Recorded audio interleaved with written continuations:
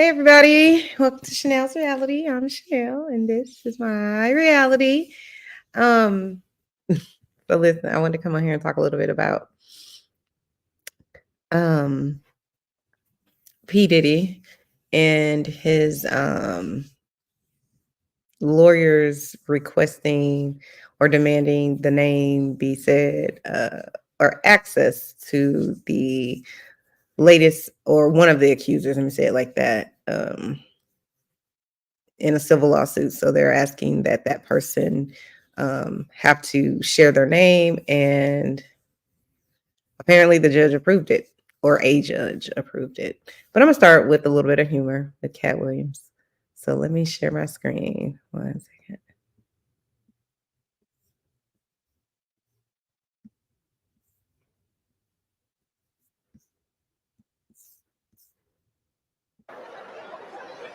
Motherfuckers be gay in Hollywood, you never fucking expected. They be having these big ass mansion parties, and the mansion party, the whole mansion is a party, and then it's a separate party in the little rooms. I ain't been famous that goddamn long. I'm excited in a motherfucker to be at the mansion party. You be looking at all the goddamn rooms, and you fuck around and look in the wrong room and shit. Let's try to tell us.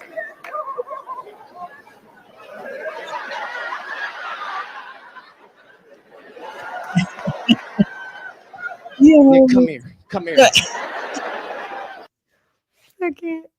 Hold on. Hold on. Oh no, let's see.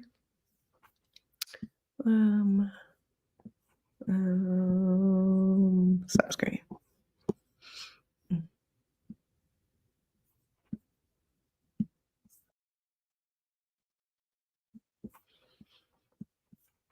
Okay, sorry about that, guys. So I did a little,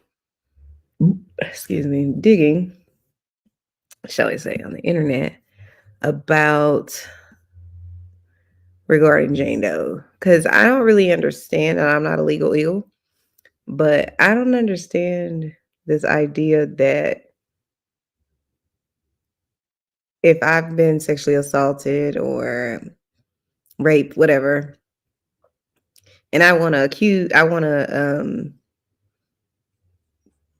bring this person to court civilly, because I know I'm not going to win in a criminal court, because criminal courts don't really, let's be clear, believe victims, care about victims.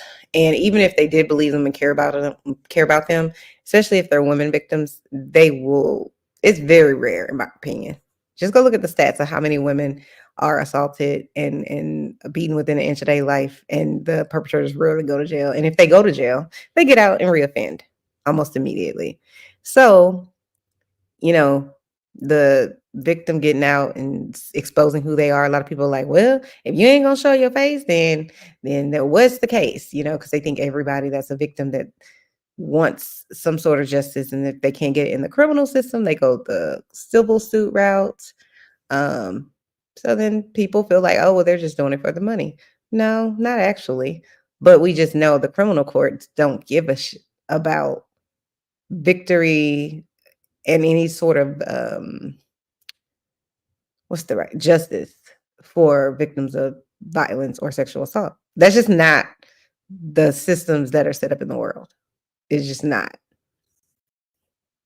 It isn't. Go look at the laws. I've read them. Go look at the laws. It's not set up for victims to not get re-victimized, and it's certainly not set up for people who beat their women, rape children, whatever. It's not set up to send those people to jail for a long time. It's just not set up that way. So in this case, this person is saying that, Diddy victimized me, and I don't want to, what's the right word? I don't want to say who I am. And a lot of people don't agree with that, because they like, well, I forget, is it the Sixth Amendment, or it's one of the amendments that basically say you have the right to face your accuser. In general, I would say that should definitely happen. But if you understand how trauma works, especially violent trauma, you would know that a lot of times the victims are threatened, right? I'm gonna kill you, I'm gonna kill your mama, that type of stuff. So say anything if you want to. And so, but you want me to come before America, who ain't gonna believe me anyway, and say that P. Diddy did this to me, so I can come up missing like everybody else? Child, I don't understand it, but here we are. So I don't really understand. They do have it's something called like a pseudo law, which basically means that's why you could have Roe versus Wade, which basically is Roe is basically women who are saying we as women want to be able to get an abortion. You're not going to name all the victims. Why? Because all of the people who are impacted by this are women. Actually, they're the only people who are impacted by this law. So when you say you deserve the right to face your victim, you wouldn't be able to name everybody. How many women are on the earth? So it's not a logical thing. But also, too, when you're saying I want to keep my name private, people feel a way about it. I could understand on some level how people would feel a way about that, because who the hell is suing me, right? But I think on some level, if you have enough evidence, or if you have evidence that could lead you somewhere, then you present that evidence. You have I would say you have your attorney present the evidence to the court, and or via discovery, which is a process where everybody has to, has the right to look at said evidence and review it and all that.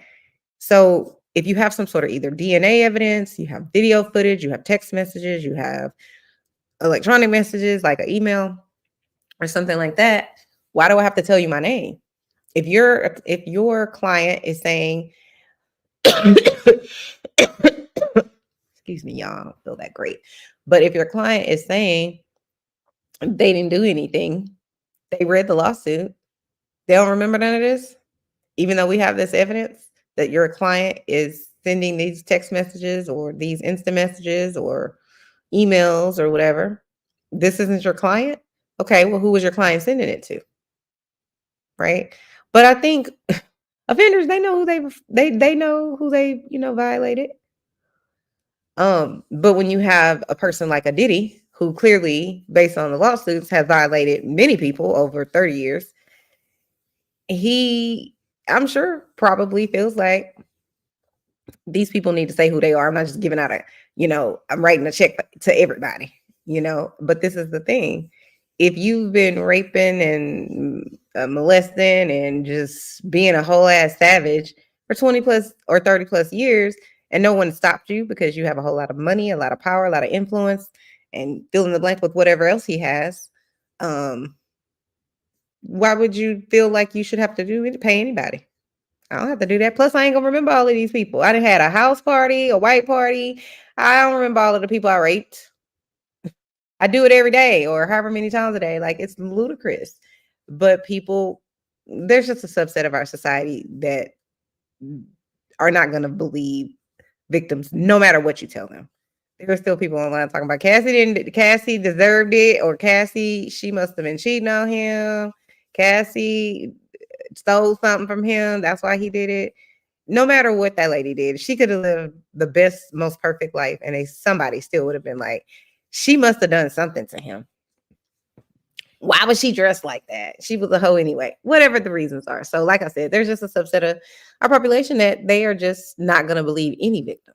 They child could come to them and say, that something, I watched a video actually, and they wouldn't even believe their child, but I watched a video yesterday of the other lady. She is the second half of Danity Kane. Not Danity Kane, what is it? Dirty Money. And even in that video, I encourage you guys, I said I was gonna do a video on that. But she in that video, in that interview, she basically said that when she was like 18 months old or something like that, I feel like her grandmother, or it was an older lady, found one of her uncles raping a 3-year-old. Like in the bathroom, in between the toilet and the wall, I guess. He's raping this 3-year-old. Gave her, I think, syphilis and gonorrhea or something. He gave her something, whatever it is. And it's so graphic. And then she says that They came downstairs because she didn't know this happened, obviously, because she said she was 18 months old, but she later found out who her actual daddy was, not her dad wasn't the stepdad. But she said that when she found that out, her grandmother also told her about this incident. And she said that her grandmother came downstairs and had told her that they brought the baby downstairs and prayed over the baby to get the demons out the baby, the sexual demons. I'm like, what? What? Like, what the hell? And this is what I mean. This is why I'm saying there's a subset of people on this earth that they're not going to care. They're never going to believe a victim, no matter. They can see it with their own ass eyes, they whole ass eyes. Though she says her family members, the females, saw it and still was like, "We gonna play over this baby." Say what? Child, I'm like, what do we do that at? But we do it all over America and all over the world. Excuse me. But anyway, so let's get into what it says on the internet, at least, about Jane Doe versus whoever. Let me share my screen.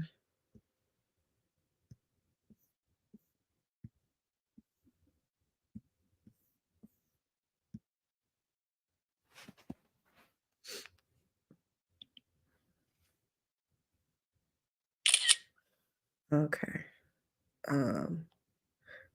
So it says Jane Doe is a pseudonym used when women's true identity is concealed or unknown. Similar variations include Jane Doe, Roe for men,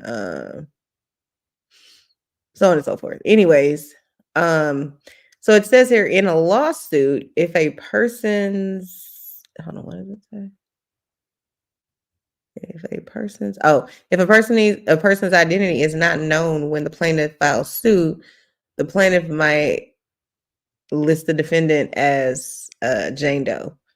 Further, those who wish to conceal their identity in a lawsuit due to personal nature of the claims, such as sexual assault or abuse, might use names such as Doe. If the court permits it. So they also use this like when women are deceased as well. So like they find a body, they don't know, or maybe they just find a skull, right? But they don't know where this body came from. They can't identify. Maybe the body's unidentifiable because, the weather, maybe animals, doing something to the body as well. But it's this idea that people have in their mind that like, hold on one second. Oh, okay. Interesting.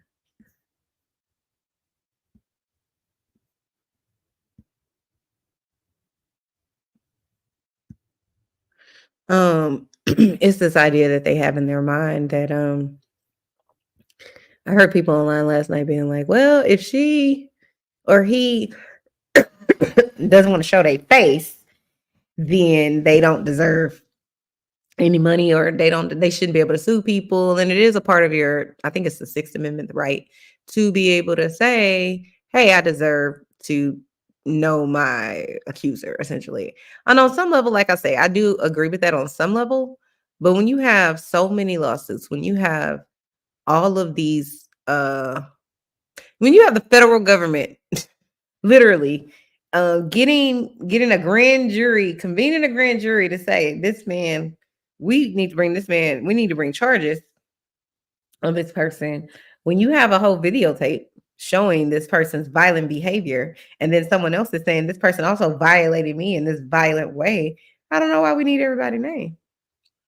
Especially when people keep coming up missing, people keep dying of, imaginary brain aneurysms, and they're perfectly healthy, but they die of pneumonia, or, they just drop dead of a heart attack. All of these things would give me pause as a judge, but it doesn't really seem to matter in this case, because it seems like that person is either going to have to drop the suit or they're going to have to say their name. And it's like, again, we put victims in a situation or circumstances where if they tell, then they're victimized, re-victimized to death with, why didn't you tell us 3,000 years ago? Why did you wait so long? What were you wearing? Why were you there? You like the life, it's a money grab. So I tell you my name and I know that's what's going to happen. I tell you my name, I know I'm going to get reshamed and all of these things. I don't tell you my name, and then all they're going to do is say, what are they hiding? Why they don't tell their name? And it's like, I don't want to tell you my name because it is bullshit. If I could be treated fairly, all this fairness that y'all are giving and bestowing upon the alleged criminal or perpetrator, if I could get that same, let's just wait and see. If I'm the victim, then sure, I'll come out the closet.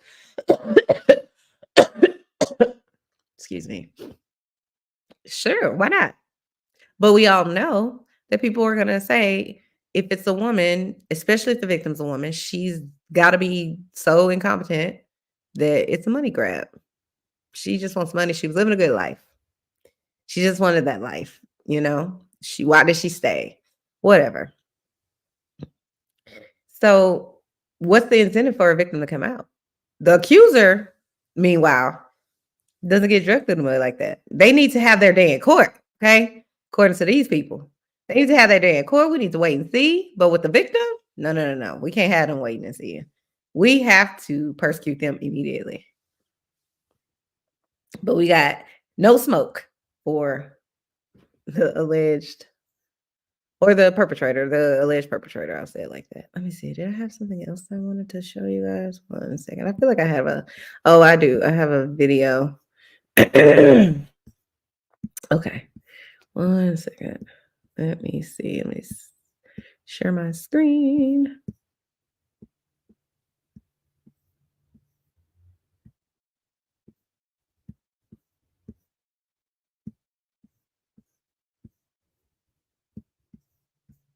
Judge ruled that one of Sean Diddy Combs' accusers must reveal her identity or her case is going to be dismissed. Now, this is a breakthrough, Ryan. What else can you tell us about this? Yeah, so this is interesting. Let's break it down for you. So a woman who accused Sean Diddy Combs of sexually assaulting her in 2004 must now reveal her identity or her lawsuit will be dismissed. So that ruling was issued by a federal judge in Manhattan yesterday. Now, the court did agree that the woman identified only as Jane Doe has an interest in maintaining her privacy. However, the judge said that she has not demonstrated that she is entitled to remain anonymous. Now, the woman has until November 13th to refile her lawsuit with her name attached to the document and the lawsuit. She's one of 120 people represented by Texas lawyer Tony Busby, who claimed that they were abused by Mr. Combs. Now, the disgraced music mogul is also facing criminal racketeering and sex trafficking charges. He's been held without bond in Brooklyn at that jail MDC while awaiting his trial in May of next year. Rosanna and Tashani, an interesting update here in this case. I'm sure that his lawyers are also appealing whether he can get out on bail. Exactly, right? I mean, that's something that they've been fighting for a while now. And so I guess I will say this part. I guess it appears is that the Jane Doe at least has an opportunity to prove or at least submit information as to why this person deserves to remain Jane Doe, essentially. So hopefully she does have enough evidence or reason to be able to, remain anonymous. So good luck to whoever this person is, because just based on information and evidence presented that we've seen so far, Diddy is a monster. He's an evil person. So I'm over here cheering on all of the victims, and I hope they all get all their money. But until next time, thanks guys for choosing Chanel's Reality and watching Chanel's Reality. Please hit the like button. Please hit the subscribe button. Remember, everything else Chanel's Reality is, in my opinion, and is for entertainment purposes only, and it is all alleged. I will talk to you guys later. Hope you guys are having a good, amazing Thursday. And listen, hopefully y'all are gonna have a great Thanksgiving. Or today's Halloween. I should go to the store and get some candy, huh? Well, I'm not even feeling that great, so and we're in an Airbnb. So maybe listen, maybe they're gonna be like, don't go to the Airbnb house. Child, every year at our actual house, we be turning all the lights off and not answering the door, and they come. They come no matter what. And I guess it's not really a good strategy to just turn the lights off because it is supposed to be a spooky night. So if it's a spooky night and you turn off your lights, it doesn't mean that they're not going to come and still try to get some candy. Okay. But girl, I tried to, it didn't work. So I'm thinking I might go get some candy for the kids because it's all going to be 75% off at the Walgreens tomorrow. Watch. Anyway. Like I said, hit the like button, guys. And if you like the content you're consuming, please hit the subscribe button. And I will talk to you guys later. Enjoy your day or evening and your night. Bye. Thanks for choosing Chanel's Reality.